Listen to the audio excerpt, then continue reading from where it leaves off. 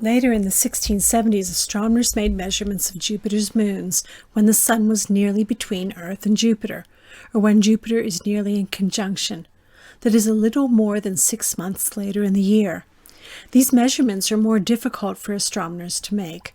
Jupiter and the moons are not in the nighttime sky, and while they are in the daytime sky, you can't really see the moons. It's difficult to distinguish the reflected light from Io from direct sunlight. But astronomers could see Jupiter and its moons on the horizon at dawn or dusk, when there was not much sunlight, and they began recording the times at which Io passes behind Jupiter's shadow. Now, the distance between Earth and Io is very different when Jupiter is in opposition and in conjunction. It differs by the orbital diameter of Earth. It's a huge distance, 2.98 times 10 to the 11 meters. So if we measure the time that it takes to do a little more than 6 months' worth of Io orbits, which ends up to be 103 orbits, then the time lags due to light travel might be important. So let's do some reasoning with the picture.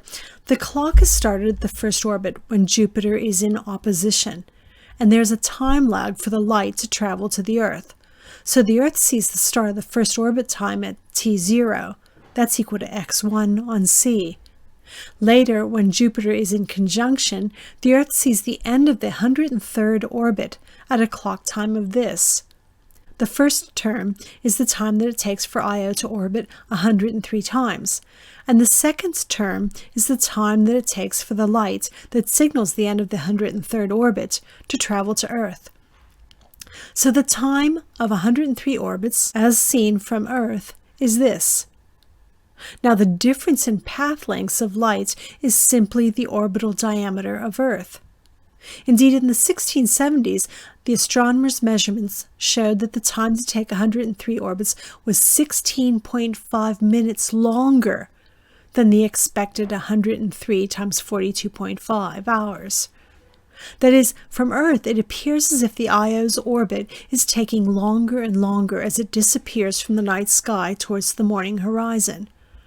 Io's orbit time is indeed 42.5 hours. It's fixed at that time. But the apparent slowing down of the orbit is due to the extra time that it takes for light to travel Earth's orbital diameter. It was Romer who collected the numbers together, but he didn't have an accurate orbital diameter of Earth, and he came up with a speed of light of 2 times 10 to the 8th meters per second. That's 2 with 8 zeros after it, or 200 million meters per second. Today, when physicists use the correct interplanetary distances, they find that the speed of light in space is 2.997 times 10 to the 8th meters per second. So Romer was off in the 1670s by about 33%, but he did get the right order of magnitude for the speed of light, hundreds of millions of meters per second.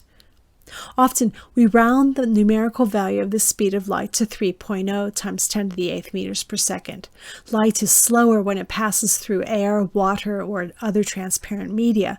It is fastest in space or vacuum. The speed of light in vacuum is a fundamental constant in physics, a constant that is used so often that scientists recall it off the top of their heads. We will encounter the speed of light several times in upcoming videos.